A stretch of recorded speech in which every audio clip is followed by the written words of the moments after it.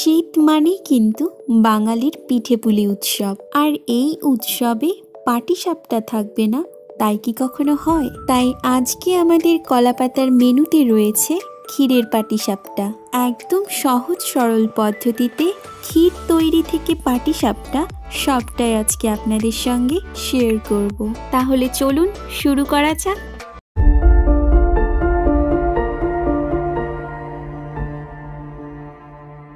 পাটিসাপটার জন্য প্রথমে একটি ব্যাটার তৈরি করে নেব।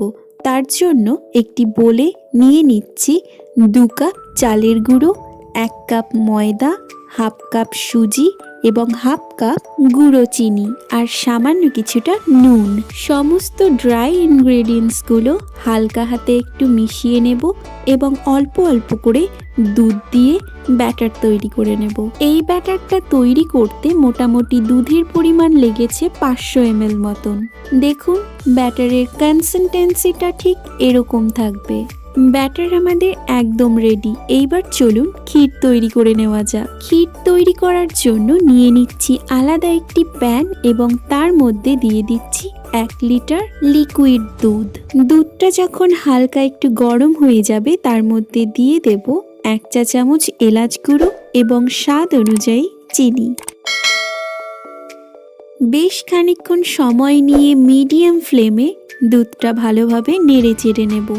এরপর আমি এর মধ্যে অ্যাড করছি 5 টেবিল চামচ মতন গুঁড়ো দুধ। আবারও বেশ খানিকক্ষণ নেড়ে চেড়ে নেবার পর দেখুন দুধটা কিন্তু প্রায় ঘন হয়ে এসছে।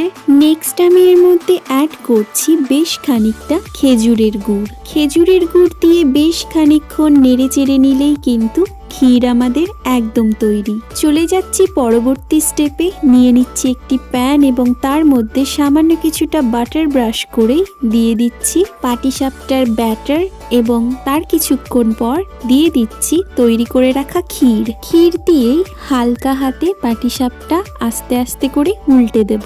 দেখুন চারিদিক থেকেই কিন্তু পাটিসাপটাটা সুন্দরভাবে ফ্রাই হয়েছে। এইভাবেই একে একে প্রত্যেকটি পাটিসাপটাই তৈরি করে নেব। পরিমাণ সঠিক থাকলে ওই ধরুন 12 থেকে 15টা পাটিসাপটা আপনি আপোষেই তৈরি করতে পারবেন। তাহলে দেখলেন তো ঝুট ঝামেলা ছাড়া একদম সহজ পদ্ধতিতেই কিভাবে পাটিসাপটা তৈরি করে নেওয়া গেল। ভিডিওটি ভালো লাগলে অবশ্যই একটি লাইক করে দেবেন এবং এরকমই নিত্য নতুন রেসিপি পেতে আমাদের চ্যানেলটি সাবস্ক্রাইব করুন।